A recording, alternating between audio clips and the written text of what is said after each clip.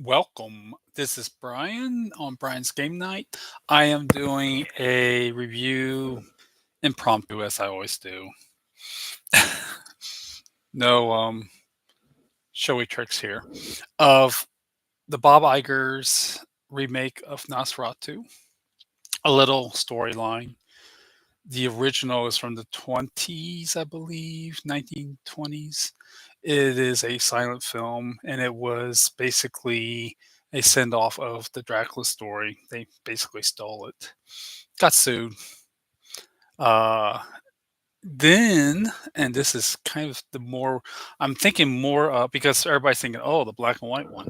But there was also another one done in 1979. It was called Nosferatu the Vampire, and oddly enough, it called him Dracula. It's a very odd film, but also, and this is important, in many ways, a better film than this current one by Igers. I want to preference this by saying I am an ultimate fan of Igers. I did not get to see The Northman yet, but The Witch, amazing, amazing movie. And then the other one. Anyway, oh, the Lighthouse, where Defoe, he got to work with Defoe, who now is in this latest movie. So it's called Nosferatu. It stars Bill Skarsgård, and I just wonder, what do they call them? The agents. The agent's like, hey, they got a lot of money. Actually, probably didn't give them a lot of money, right? It's a pretty small budget movie for movies nowadays. I think it's like 40 or $50 million tops, which for the cinematography and 40 whatever it is, 30 to $40 million. I mean, this every everything that uh you know it just shows every dime spent is just amazingly spent in this movie. I want to preference this by saying, cinematography wise, this is a masterpiece of a movie. There are scenes where Thomas, I think, yeah, he's Thomas in this movie. He's walking. He's trying to get to the castle. He's walking through Transylvania. The countryside is just amazing. The scenes at the castle are amazing. So I want to get that out there, that saying that this is visually a masterpiece. But and um, in art there are hits and misses, and this is a miss. Let me tell you some of the reasons why. The vampire, number one, the vampire. I don't know if Bill just needed the money and they just wanted to use his face to advertise the movie, because anyone could have put on the vampire suit in this movie.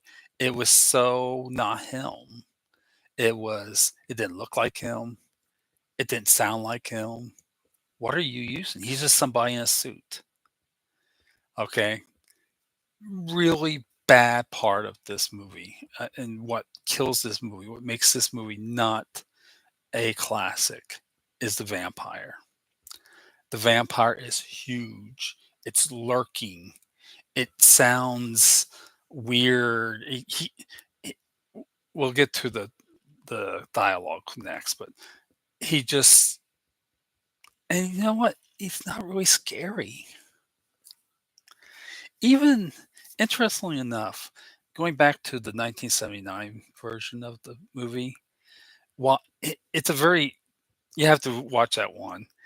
The vampire in that movie is very meek and very, you know, and yet he is horrifying at the same time. This thing is not horrifying at all, not to me. And what really kills it, he has a mustache. It doesn't work. It's horrible. The vampire was horrible. Let's talk about languages. So it's a movie that's set in Germany, but of course everybody's speaking English because it's a English. It's a the audience is English, so you have no translation at the bottom of the screen for that because it's an English speaking movie. Now you got this vampire who's speaking some, I'm guessing, Romanian language. You could have done that for like first 5 minutes of the film and then just go with it, just let them speak English. But no, it's like this the whole movie. Fuck you, people. If you're going to do translations, the um, it's escaping right now. The words at the bottom or wherever you're going to put them needs to stay there. They need to be. They need to be the same type. They need alter the movie. This one, it's not too bad, but it's still it sometimes they're up here, sometimes they're down there. Like we're afraid to not show what great cinematography you have, so we got to move the translations don't need to be needed. There's a point where they're showing the inside of he visits a gypsy. This is Thomas visits a gypsy town, and just going inside the building where they live, they're doing some, mumble jumble, and she's saying stuff. We don't need to do a translation for that. Let it just be what it is.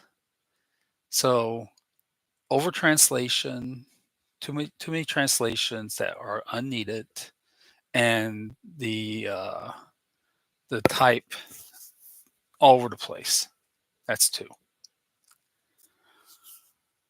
The killer of this movie, though. I don't know. The vampire's pretty much, you know. Oh, by the way, the vampire online, we were misled because online, and of course, my horse and pony show. I can't show it to you. Look up fan made Bill Skarsgård Nosferatu poster, and it has him as Nosferatu, the traditional one. He looks amazing. No. So third, I don't know what her name. Something Rose Depp, the woman. Oh God, I get it. She's being possessed, and she did a pretty good job with the possession part. And there's a scene where she realizes. Oh, by the way, spoilers. She realizes she's going to have to sacrifice herself to kill this thing, and they just show her face with a little bonnet on, and it's just amazing. Again, the cinematography, A plus. But to hear her whine, and it's whining all through this fucking movie. I get it. He's taking you, he's possessing you. But and then that's the other thing. He is this dominating figure and everything. But there's no real horror in the whole thing. Um and that gets to the fourth thing. What is the fucking plot of this movie?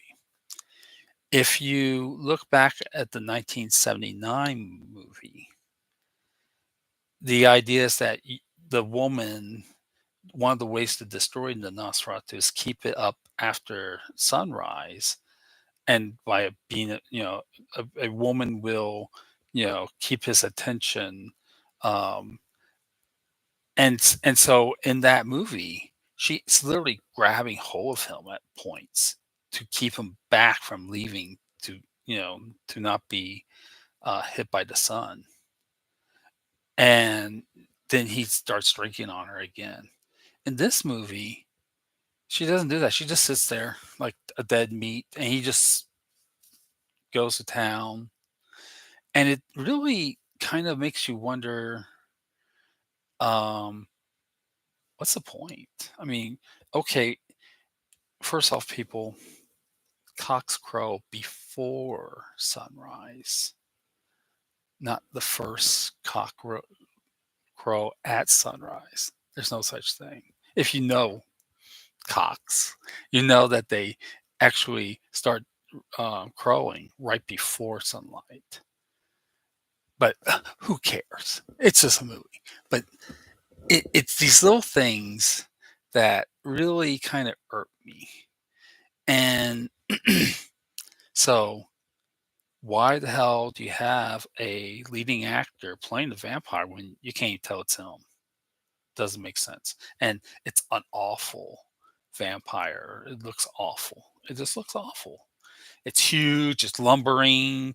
It kind of reminded me of the vampire from The Strain, the huge, when he was originally the big guy. Why?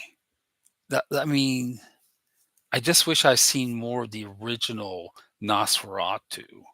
If you're going to use an IP, use the IP. His fingers weren't really that long at all. And they did some of the shadowiness of it, but not much. It was very downplay. And for that reason, I have to say it really kind of sucked. And especially when it had such great cinematography, but the storyline and the actors, um, I mean, the actors were good. Let me rephrase: not the actors, the script, the direction. It's almost I wonder because I'm thinking of The Witch and The Lighthouse. I wonder if and just how much of all this movie does Iger have hands on, right?